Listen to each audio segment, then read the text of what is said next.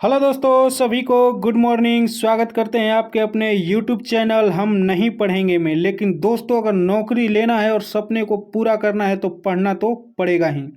दोस्तों, आज का ये सेट प्रैक्टिस होने वाला है बिहार कार्यालय परिचारिका। ठीक है दोस्तों, जो कि अभी अभी न्यू न्यू वैकेंसी आया है, एकदम ताज़ा, और आप लोग भी एकदम फ्रेश हैं पढ़ने के लिए।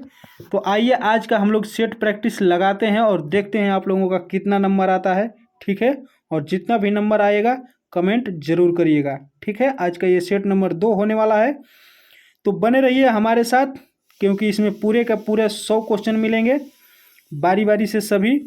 दोस्तों, मैथ मैं आप लोगों के ऊपर छोड़ रहा हूँ, जो इसमें संभव हो सकेगा मैं आप लोगों को बनाने की कोशिश करूँगा। और मैं सोचता हूँ कि कम समय में ज़्यादा से ज़्यादा सेट प्रैक्टिस पे ध्यान दिया जाए, चूँकि क्लास नहीं चल रहा है। अगर क्लास होता तो सारे का सारे मैथ बनाने की कोशिश मैं ज़रूर करता। ठीक है दोस्तों, तो ज़्यादा समय न गंवाते हुए आइए आज का सेट प्रैक्टिस हम लोग शुरू करते हैं। पहला नंबर कह रहा है दोस्तों कि समीकरण 3x + 4y - 9 बराबर 0 के लिए यदि x बराबर 5 हो तो y का मान क्या होगा। ठीक है दोस्तों, तो इसका आंसर सही होगा -3/2, ऑप्शन नंबर डी। ठीक है, आप लोग बनाइएगा और कमेंट करिएगा। अगला कह रहा है कि सबसे छोटी अभाज्य संख्या और सबसे छोटी यौगिक संख्या का मस है, क्या है। तो सबसे छोटी अभाज्य संख्या और छोटी यौगिक संख्या दोस्तों 2। ठीक है, ऑप्शन नंबर सी हो जाएगा। अगला देखते हैं। अगला कह रहा है कि किसी राशि पर 4% ब्याज की दर से 2 वर्षों के चक्रवृद्धि ब्याज तथा साधारण ब्याज का अंतर 20 रुपये है, तो वह राशि क्या होगी। ठीक है दोस्तों, 2 वर्ष के लिए कह रहा है। ऑप्शन से अगर लेंगे कि 12,500। ठीक है दोस्तों, 12,500 अगर हम लेते हैं तो यहाँ से देखिए 4% बोल रहा है, तो हम लोग 100 पे 4 रुपये बढ़ेगा, तो यानी कि 1,000 पे 40 रुपये। ठीक है, और 12,000 पे 12 चौक 48, 480 रुपये।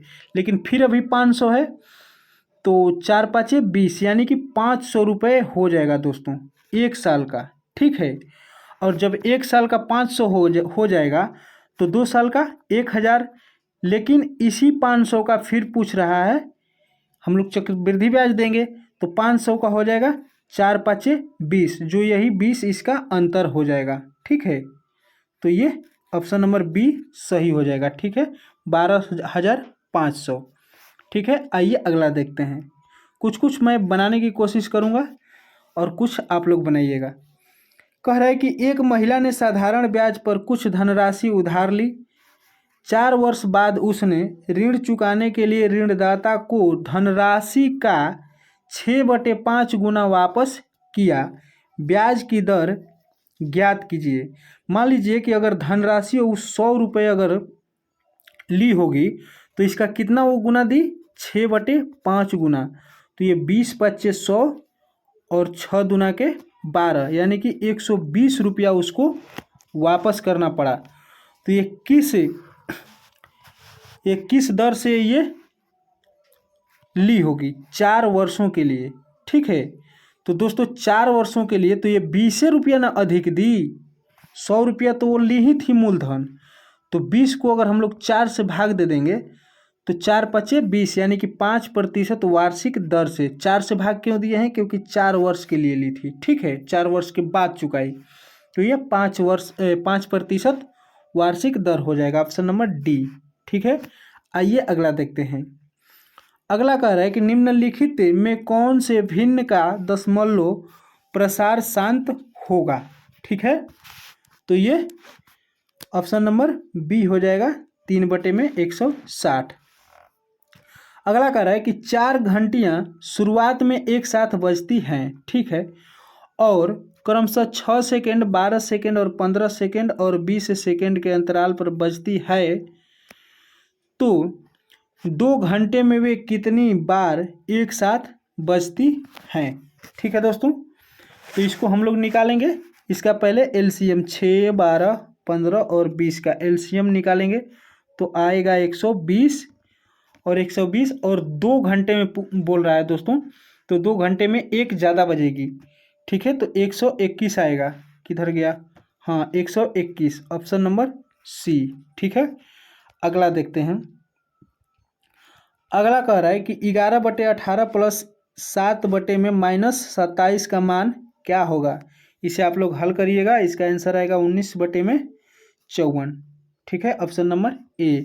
अगला कह रहा है रमा 720 रुपये की कमाई में से 65% खर्च करती है, वह कितना धनराशि बचाती है? ठीक है दोस्तों, तो 720 का 65% आप लोग निकाल दीजिएगा। 720 और बटे में 65% और इसको माइनस कर दीजिएगा 0 0 और ये 13 5 65 और ये 5 दूना के 10 और ये हो जाएगा 36 दूना 72 और 13 36 गुणा करके इसमें से माइनस करिएगा। ठीक है, तो ये आएगा 252। ठीक है, ऑप्शन नंबर ए। अगला कह रहा है कि जब एक टीवी का विक्रय मूल्य इतना है तो दुकानदार को 15% की हानि होती है। यानी कि जब वह टीवी इतना रुपए में बेचता है तो दुकानदार को 15% की हानि होती है। अब कह रहा है कि 15% लाभ अर्जित करने के लिए उस टीवी का विक्रय मूल्य कितना होना चाहिए? ठीक है दोस्तों, उस टीवी का विक्रय मूल्य होना चाहिए दोस्तों 25,300, ऑप्शन नंबर डी। ठीक है, अगला कह रहा है कि दो संख्याएं 7:5 के अनुपात में हैं, यदि उनका योग 360 है तो उनके बीच का अंतर ज्ञात कीजिए।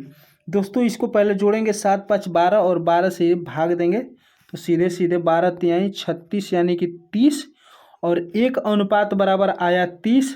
तो ये 7 है तो 7 3 21 यानी कि 210 और फिर 5 7 5 तिहाई 15 यानी कि 150 और इसी का अंतर पूछ रहा है तो 0 आएगा और ये 11 में से 5 6 60 है क्या? हाँ दोस्तों, इसका 60 आएगा, ऑप्शन नंबर ए। ठीक है, अगला देखते हैं। अगला कह रहा है कि दिए गए व्यंजक का मान ज्ञात कीजिए। मान ज्ञात कीजिए। ठीक है, तो इसका मान आएगा ऑप्शन नंबर बी 2। ठीक है, आइए अगला देखते हैं।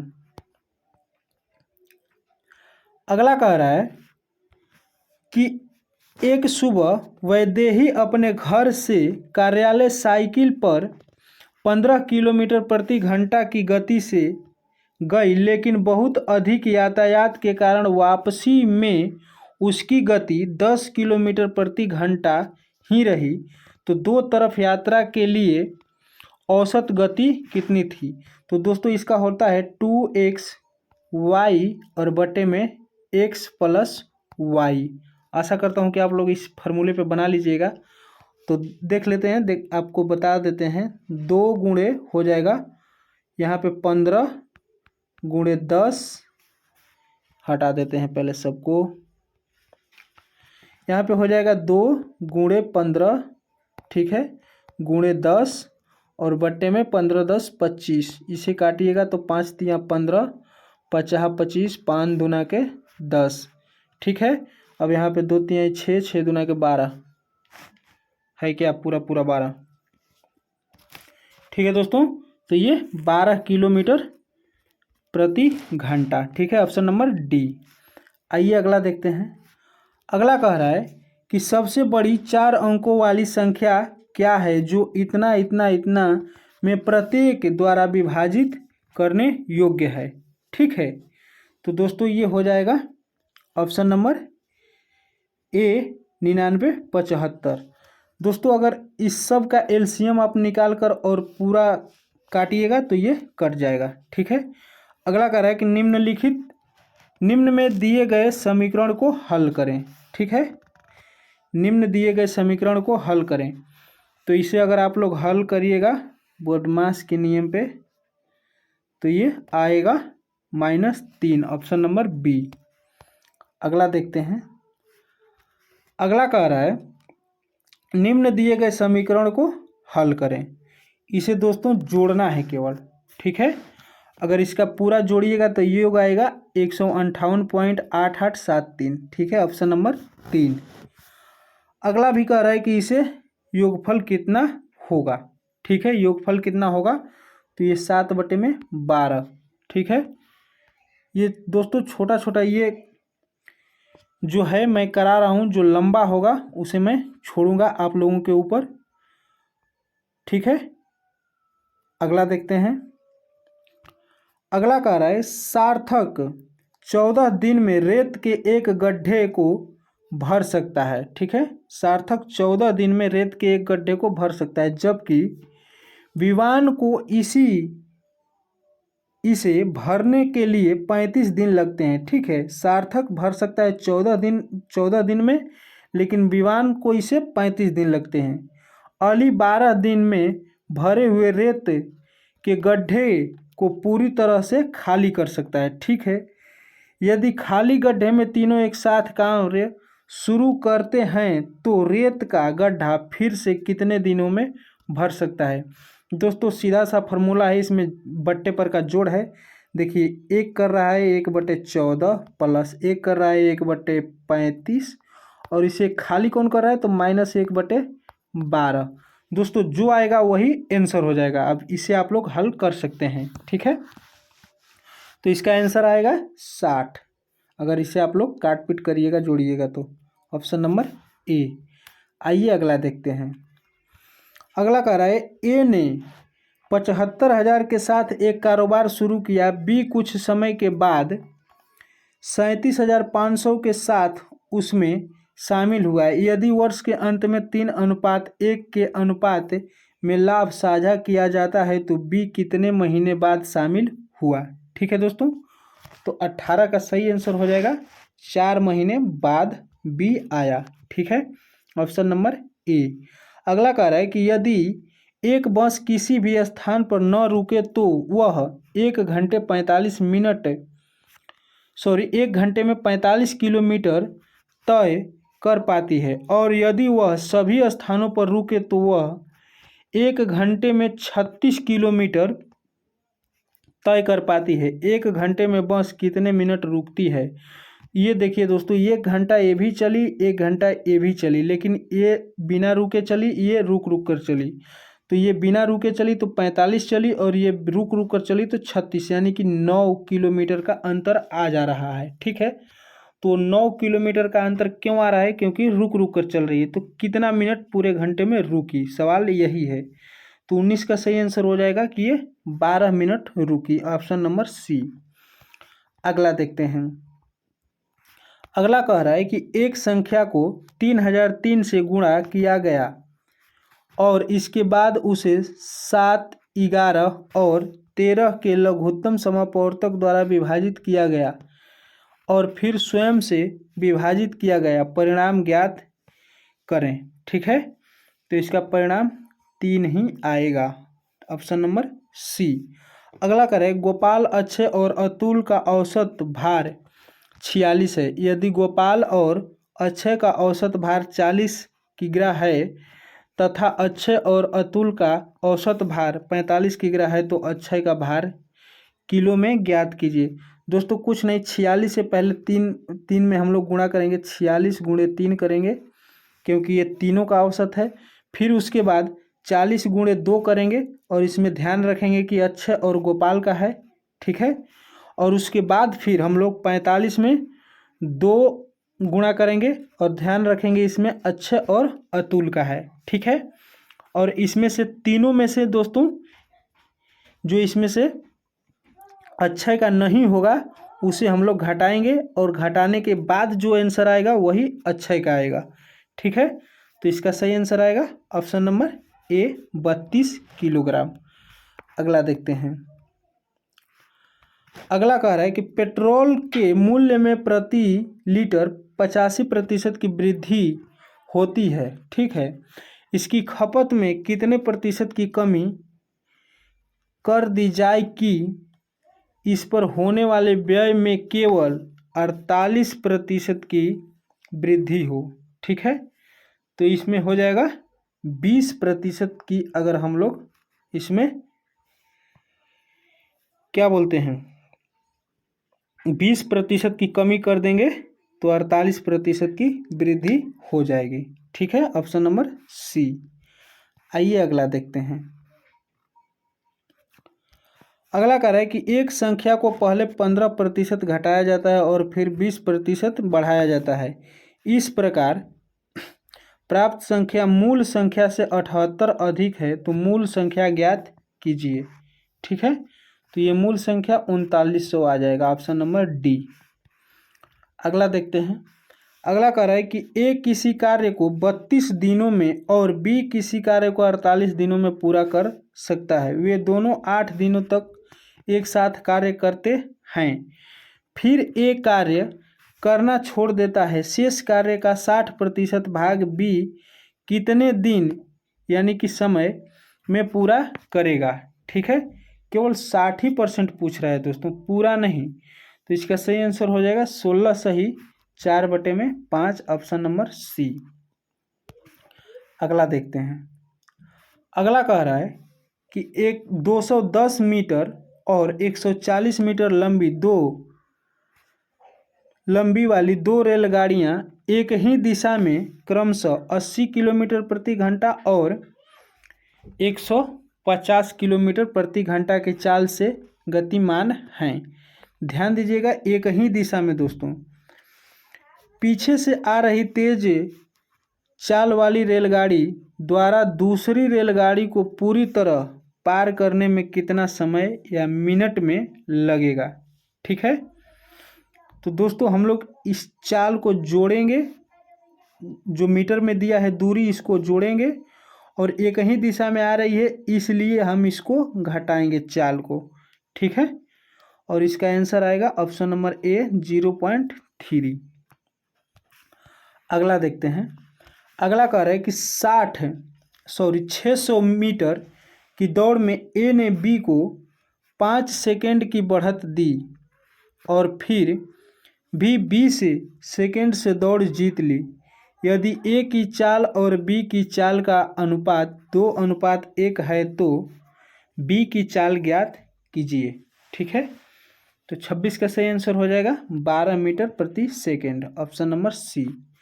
अगला कह रहा है कि निम्न में से कौन सा सह अभाज्य संख्याओं का युग्म है। ठीक है, तो ये 198 और 175, ऑप्शन नंबर सी।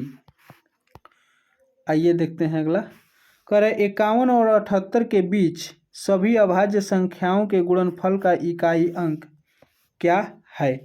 ठीक है, 51 और 78 के बीच सभी अभाज्य संख्या के। ठीक है दोस्तों, तो ये 7 हो जाएगा, ऑप्शन नंबर सी। अगला कह रहा है कि राहुल की आयु उसकी पुत्र की आयु से 3 गुना है। अब से 8 वर्ष बाद उसकी आयु उसकी पुत्री की आयु के दुगुने से 5 वर्ष अधिक होगी। तो राहुल की आयु वर्तमान आयु ज्ञात कीजिए। ठीक है, तो ये 39 वर्ष आएगा। ठीक है दोस्तों, समय की वजह से कुछ सवालों को मैं छोड़ रहा हूँ ताकि समय का बचत हो, चूँकि ये सेट प्रैक्टिस है। ठीक है, आइए अगला देखते हैं। अगला कह रहा है कि 3√5832 उसके बाद 4√10,000 गुणे 5/24 गुणे 78 को सरल कीजिए। ठीक है, इतना को, इसका आंसर आएगा 13, ऑप्शन नंबर डी। ठीक है दोस्तों, यहाँ से 30 आप लोगों का मैथ समाप्त होता है। अब आइए आप लोगों को मिलेगा सामान्य ज्ञान। ठीक है, अगला कह रहा है 31 नंबर कि भारत में एक संक्रमणीय मत पद्धति से किसका चुनाव होता है। ठीक है, तो ये भारतीय राष्ट्रपति का, ऑप्शन नंबर ए। अगला कह रहा है कि लोकसभा में बहुमत दल का नेता कौन होता है। तो लोकसभा में बहुमत दल का नेता होता है प्रधानमंत्री, ऑप्शन नंबर बी। अगला देखते हैं। अगला कह रहा है कि 1855-56 ईस्वी में संथाल विद्रोह का नेता कौन था। तो ये हो जाएगा सिद्धू। ठीक है, 1855-56 में पूछ रहा है दोस्तों, ऑप्शन नंबर ए। अगला कह रहा है कि जालियांवाला बाग ने किस आंदोलन की पृष्ठभूमि तैयार की। ठीक है, तो ये असहयोग आंदोलन की, ऑप्शन नंबर बी। अगला देखते हैं। अगला कह रहा है कि उत्पत्ति के आधार पर संसाधन को खाली स्थान और के रूप में वर्गीकृत किया जा सकता है। ठीक है, तो ये जैविक और अजैविक, ठीक है, जैविक और अजैविक। अगला कह रहा है कि मानचित्र की दूरी को मापनी दोस्तों, जिसे हम लोग मापते हैं उसे क्या कहा जाता है, मापनी को क्या कहा जाता है? तो इसका सही आंसर हो जाएगा अंश। ठीक है, ऑप्शन नंबर ए। अगला देखते हैं। कह रहा है कि निम्नलिखित में कौन सा वृक्षारोपण कृषि का उदाहरण है? वृक्षारोपण, तो ये दोस्तों हो जाएगा चाय, क्योंकि चाय का हम लोग पौधा लगाते हैं, ऐसे छींट नहीं देते हैं। जूट को भी छींट सकते हैं, गेहूं को, तिलहन का भी, लेकिन चाय का पौधा लगाया जाता है, ऑप्शन नंबर सी। अगला करें कि निम्नलिखित में से कौन सा कथन सही नहीं है? कथन सही नहीं है, तो भारत विश्व में सब्जी का सबसे बड़ा उत्पादक है, ये सही नहीं है, ऑप्शन नंबर बी हो जाएगा। 39 नंबर देखते हैं। अगला कह रहा है कि किस आधार पर लोकतंत्र को सर्वोत्तम शासन कहते हैं? किस आधार पे? तो ये जनमत पर आधारित है, इसीलिए कहते हैं, ऑप्शन नंबर डी। अगला कह रहा है कि संसार की सबसे ऊंची सड़क कहाँ है? ऊंची सड़क दोस्तों, तो ये लद्दाख उमलिंग ला दर्रा, ठीक है, ऑप्शन नंबर बी। अगला देखते हैं। कह रहा है कि साइमन कमीशन का विरोध क्यों हुआ? ठीक है, साइमन कमीशन का विरोध क्यों हुआ? तो इसमें एक भी भारतीय शामिल नहीं थे। ठीक है, ऑप्शन नंबर बी हो जाएगा। अगला कह रहा है कि अल हिलाल नामक अखबार की स्थापना किसने की थी? अल हिलाल नामक अखबार का, ठीक है, तो ये Abul Kalam Azad, option number D हो जाएगा। अगला देखते हैं। अगला कह रहा है कि निम्नलिखित में से किसने 1940 में सर्वप्रथम व्यक्तिगत सत्याग्रह शुरू किया? ठीक है, 1940 में, तो ये विनोबा भावे ने, ऑप्शन नंबर बी। अगला कह रहा है कि पेसो निम्नलिखित में से किस देश की मौद्रिक इकाई है? पेसो, तो ये हो जाएगा फिलीपींस की, ऑप्शन नंबर डी। अगला देखते हैं। 45 नंबर कह रहा है कि सरकारिया आयोग बनाया गया था, ठीक है, तो इसका आंसर हो जाएगा कि केंद्र राज्य संबंधों का पुनरावलोकन करने को, ठीक है, ऑप्शन नंबर ए। अगला कह रहा है कि निम्नलिखित में से कौन सा भारत का पहला क्षेत्रीय ग्रामीण बैंक था? ठीक है, तो ये प्रथमा बैंक, ऑप्शन नंबर ए हो जाएगा। अगला कह रहा है दोस्तों, अगला कह रहा है कि भारतीय मौसम विज्ञान के अनुसार निम्नलिखित में से कौन सी ऋतु भारत में आने वाली ऋतु नहीं है? नहीं है, तो ये भूमध्य रेखीय ऋतु, ऑप्शन नंबर डी हो जाएगा। आइए अगला देखते हैं। अगला कह रहा है दोस्तों कि निम्नलिखित में से कौन सा पद्म पुरस्कारों का घटनाक्रम सही है? ठीक है, घटनाक्रम सही है, यानी कि पहले कौन? तो पहले पद्म विभूषण, उसके बाद पद्म भूषण, उसके बाद पद्म श्री, ठीक है, ऑप्शन नंबर ए। आइए अगला देखते हैं। अगला कह रहा है कि निम्नलिखित में कौन सा विकल्प भारतीय संविधान की प्रकृति का सही वर्णन करता है? ठीक है, तो न तो कठोर और न ही लचीला, ऑप्शन नंबर बी हो जाएगा। अगला देखते हैं। कह रहा है कि 1928 में निम्नलिखित में से किसने कांग्रेस पार्टी की नेहरू रिपोर्ट स्वतंत्र भारत के लिए एक भावी संविधान लिखी जो स्वतंत्र उपनिवेश का दर्जा देने पर आधारित थी? ठीक है दोस्तों, तो इसका सही आंसर हो जाएगा मोतीलाल नेहरू ने, ऑप्शन नंबर सी। अगला कह रहा है कि निम्नलिखित में से कौन सा पूंजीगत प्राप्तियों का एक भाग नहीं है? ठीक है, नहीं है, तो ये हो जाएगा 51 का कर राजस्व। ठीक है, ऑप्शन नंबर ए। अगला देखते हैं। अगला कह रहा है कि गैर कृषि गतिविधियों में बिहार की अर्थव्यवस्था का कौन सा क्षेत्र पुरुष श्रमिकों को अधिकतम रोजगार प्रदान करता है?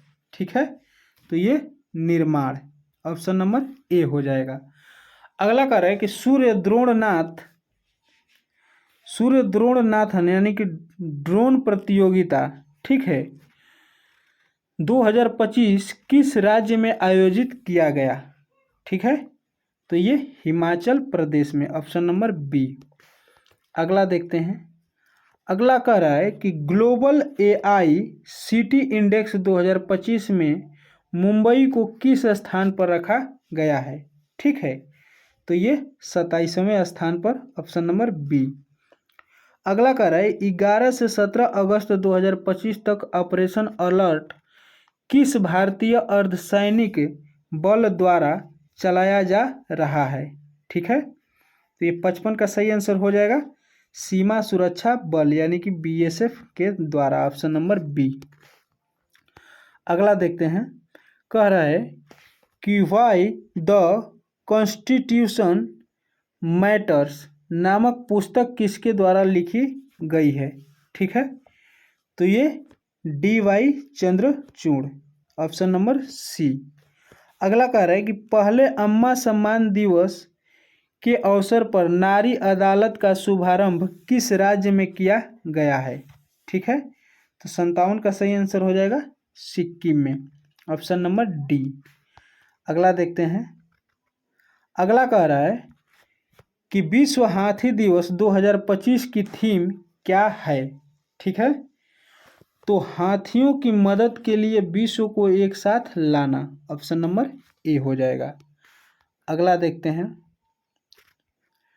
अगला कह रहा है कि सोशल मीडिया के दुरुपयोग पर नज़र रखने के लिए किस राज्य ने गरुड़ दृष्टि का अनावरण किया है?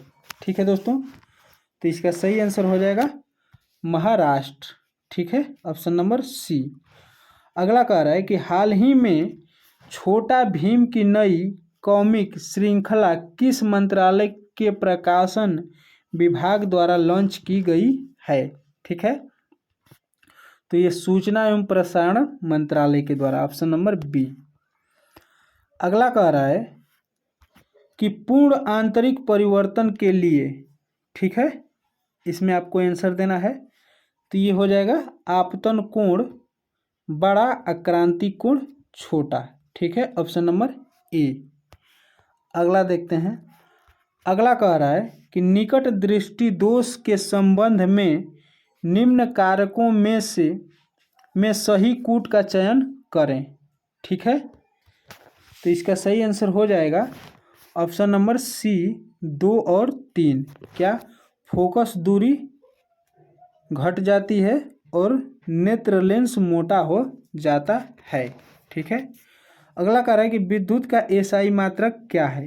विद्युत का एसआई मात्रक तो एम्पियर हो जाएगा, ऑप्शन नंबर सी। अगला देखते हैं।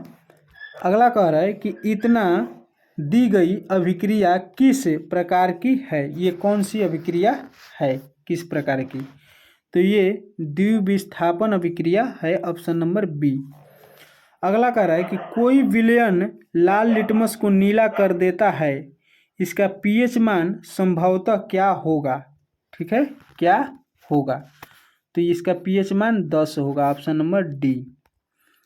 अगला देखते हैं। कह रहा है कि निम्नलिखित में से कौन सी अधातु कमरे के तापमान पर गैस अवस्था में एवं हरित पीले रंग की होती है? ठीक है, तो ये हो जाएगा ब्रोमीन, ऑप्शन नंबर बी। ठीक है दोस्तों, अगला कह रहा है कि स्वपोषी पोषण के लिए आवश्यक है क्या? ठीक है, तो इसका सही आंसर हो जाएगा उपर्युक्त सभी, ऑप्शन नंबर डी। आइए अगला देखते हैं। अगला कह रहा है कि पुरुषों में कौन सा लिंग गुणसूत्र होता है? पुरुषों में कौन सा लिंग गुणसूत्र होता है? तो XY। ठीक है, और स्त्री में पूछे तो X और X। ठीक है, अगला देखते हैं। कह रहा है कि मेंडल ने अपने प्रयोगों के लिए मटर पौधे को क्यों चुना था। ठीक है, क्यों चुना था। तो इसका सही आंसर हो जाएगा मटर एक वर्षीय पौधा था, उसके बाद इसमें अनेक और विपरीत लक्षण उपलब्ध थे। ठीक है, तो ये दोनों हो जाएगा, 1 और 2, ऑप्शन नंबर सी। अगला देखते हैं। कह रहा है कि निम्नलिखित में से कौन एक आहार श्रृंखला का निर्माण करते हैं। आहार श्रृंखला का निर्माण करते हैं। तो घास को बकरी खाती है और बकरी को मानव। ठीक है, ऑप्शन नंबर बी हो जाएगा। यहाँ से आप लोगों का जीके जीएस खत्म होता है, अब शुरू होगा हिंदी। ठीक है दोस्तों, आइए इसे भी हम लोग देखते हैं। हिंदी का पहला क्वेश्चन कह रहा है, यानी कि 71 नंबर, इनमें से कौन सा शब्द पुल्लिंग है। पुल्लिंग, तो ये धनिया पुल्लिंग शब्द हो जाएगा, ऑप्शन नंबर डी। अगला कह रहा है कि अभिषेक का संधि विच्छेद है। अभिषेक का, तो इसका संधि विच्छेद होगा अभिधन शेक। ठीक है, ऑप्शन नंबर ए। अगला कह रहा है कि इनमें से नयन शब्द में प्रयुक्त कृत प्रत्यय कौन सा है। नयन यानी कि अन्न, नयन अन्न, ऑप्शन नंबर डी हो जाएगा। अगला कह रहा है कि 3 में न 13 में इस लोकोक्ति का अर्थ क्या है। ठीक है, 3 में न 13 में, तो ये नगण्य हो जाएगा इसका, यानी कि किधर का भी नहीं रहना, नगण्य के बराबर, न के बराबर, ऑप्शन नंबर सी। अगला देखते हैं। अगला कह रहा है कि निम्नलिखित में से कौन सा शब्द तत्सम है। तत्सम, ठीक है, तो ये वर्षा हो जाएगा, ऑप्शन नंबर बी। अगला कह रहा है कि अन्यमनस्क शब्द का पर्यायवाची शब्द है। ठीक है, तो इसका सही आंसर हो जाएगा विरक्त, ऑप्शन नंबर बी। अगला कह रहा है कि पीताम्बर, ठीक है, निम्न में से किस समाज का उदाहरण है। पीताम्बर, तो ये कर्मधारय समाज का। ठीक है, ऑप्शन नंबर डी। अगला देखते हैं। कह रहा है कि शुद्ध शब्द छांटिए। शुद्ध शब्द, तो इसमें से कौन सा सही लिखा गया है। तो ये कृतघ्न, ठीक है, ऑप्शन नंबर सी, ये सही है। अगला कह रहा है कि निम्नलिखित में से शुद्ध वाक्य नहीं है। ठीक है, निम्नलिखित में से शुद्ध वाक्य नहीं है। कौन सा शुद्ध वाक्य नहीं है, तो वह गीत की 2 लड़ियां गाती है। वह गीत की 2, यहाँ पे होगा गीत का 2 लड़ियां गाती है। ठीक है, ऑप्शन नंबर ए हो जाएगा। अगला देखते हैं। कह रहा है कृष्ण का विलोम शब्द है। कृष्ण, दोस्तों वो महाभारत वाला कृष्ण नहीं, यहाँ पे शुक्ल पक्ष और कृष्ण पक्ष महीने में 2 होता है। भोजपुरी में अनहरिया और अंजोरिया, तो कृष्ण का हो जाएगा शुक्ल, ऑप्शन नंबर बी। ठीक है, आइए अगला देखते हैं। कह रहा है कि जिनको 2 माताएं हों के लिए इनमें से उपयुक्त शब्द क्या हैं। जिनके 2 माताएं हैं, ठीक है, तो 81 का सही आंसर हो जाएगा द्वैमातुर। ठीक है, ऑप्शन नंबर ए। अगला कह रहा है कि स्वाभिमान शब्द में कौन सा उपसर्ग है। स्वाभिमान, ठीक है, तो इसमें स्व है, ऑप्शन नंबर बी। अगला देखते हैं। कह रहा है कि मेरी गोद में बिल्ली है। मेरी गोद में बिल्ली है, इस वाक्य में कौन सा कारक है। मेरी गोद में, ठीक है, तो ये हो जाएगा अधिकरण कारक, ऑप्शन नंबर डी। अगला कह रहा है कि मच्छिका शब्द का तत्भव रूप क्या है। मच्छिका, ठीक है, तो मच्छिका का दोस्तों हो जाएगा मक्खी, ऑप्शन नंबर बी। अगला कह रहा है कि इच्छा विद्यार्थी गुरु की आज्ञा मानता है। यहाँ पे अच्छा दोस्तों, अच्छा विद्यार्थी गुरु का आज्ञा मानता है। इनमें रैखिक शब्द क्या है, यानी कि विद्यार्थी क्या है। ठीक है, तो इसका सही आंसर हो जाएगा विशेष्य। ठीक है, ऑप्शन नंबर बी। अगला देखते हैं। अगला कह रहा है कि इनमें से विभक्त रस का अस्थाई भाव क्या है। ठीक है, विभक्त रस का स्थायी भाव, तो ये हो जाएगा जुगुप्सा। ठीक है, जुगुप्सा, ऑप्शन नंबर बी। अगला कह रहा है कि तरल का विलोम शब्द, तो तरल का विलोम हो जाएगा दोस्तों ठोस, ऑप्शन नंबर बी। अगला कह रहा है कि इनमें से शुद्ध शब्द कौन सा है। आशीर्वाद इसमें से कौन सही लिखा गया है। ठीक है, तो आशीर्वाद इसमें से सी सही लिखा गया है दोस्तों। ठीक है, ऑप्शन नंबर सी। आइए अगला देखते हैं। अगला कह रहा है कि 20 के दांत शीर्षक पाठ किस कहानी संग्रह के लिए लिया गया है। ठीक है, 20 के दांत शीर्षक पाठ किस कहानी संग्रह से लिया गया है। ठीक है, तो इसका सही आंसर हो जाएगा 20 के दांत तथा अन्य कहानियां, ऑप्शन नंबर बी। आइए अगला देखते हैं। अगला कह रहा है कि ढहते विश्वास शीर्षक पाठ में किस बांध के टूटने की बात कही गई है। ठीक है, तो इसका सही आंसर हो जाएगा दलेई बांध, ऑप्शन नंबर ए। अगला कह रहा है कि B.R. नारायण ने किसी कहानी का अनुवाद किया है। किस कहानी का दोस्तों, यहाँ पे किस कहानी का, तो इसका सही आंसर हो जाएगा ढहते विश्वास का, ऑप्शन नंबर ए। दोस्तों ये जितना भी देख रहे हैं आप लोग, ये सब 10 क्लास के हिंदी से है। जो 10 क्लास का पूर्ण रूप से हिंदी पढ़ा होगा वो सब उसी के पाठ से है। अगला कह रहा है कि रेनर मारिया रिल्के का जन्म कहाँ हुआ था। ठीक है, तो ऑस्ट्रिया में, ऑप्शन नंबर ए। अगला देखते हैं। अगला कह रहा है कि मेरे बिना तुम प्रभु शीर्षक कविता किस भाव की है। ठीक है, तो इसका हो जाएगा भक्ति भाव की, ऑप्शन नंबर बी। अगला कह रहा है कि बहादुर शीर्षक कहानी की निर्मला कौन थी। ठीक है, तो ये लेखक की पत्नी थी निर्मला, ऑप्शन नंबर बी। अगला देखते हैं। अगला कह रहा है कि वियोग में सच्चा प्रेमी जो वेदना सहता है उसके चित्त में जो विभिन्न तरंगे उठती है का चित्रण किया है। किसने किया है, तो ये घनानंद ने। ठीक है, option number A.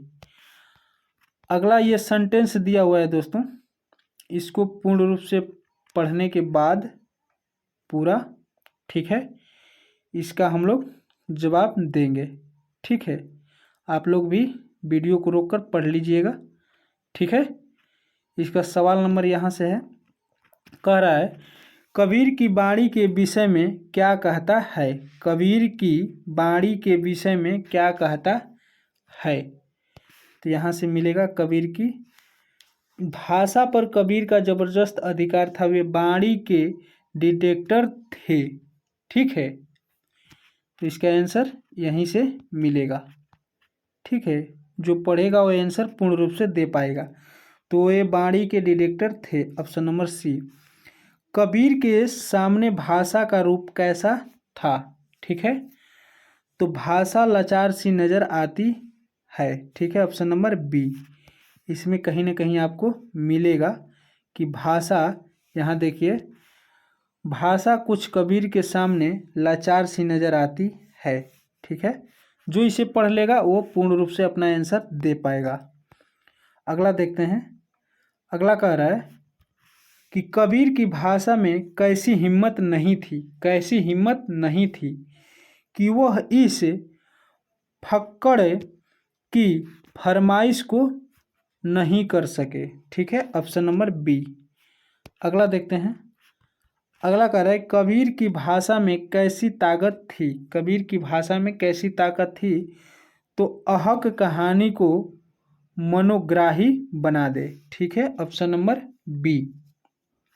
Next and last कह रहा है दोस्तों कि कबीर ने बात को किस रूप में प्रकट करना चाहा। ठीक है, तो उसे उसी रूप में भाषा से कहलवा लिया। ठीक है, ऑप्शन नंबर ए। ठीक है दोस्तों, तो आज का ये सेट प्रैक्टिस समाप्त होता है। ठीक है, आशा करता हूँ कि आप लोगों को काफ़ी पसंद आया होगा और आप लोगों का इस सेट प्रैक्टिस में कितना मार्क्स आया है आप लोग ज़रूर कमेंट करके बताइएगा। ठीक है दोस्तों, ये सेट प्रैक्टिस चला था, आप लोगों को फिर से याद दिला दें, बिहार कार्यालय परिचारिका, ठीक है, जो अभी करंट वैकेंसी आया है उसी के लिए। और ये सेट प्रैक्टिस प्लेटफॉर्म यानी कि रुक्मुड़ी का है। ठीक है, तो मिलते हैं किसी नेक्स्ट वीडियो में कोई नए चैप्टर के साथ, कोई नए सेट प्रैक्टिस के साथ। तब तक के लिए जय हिंद।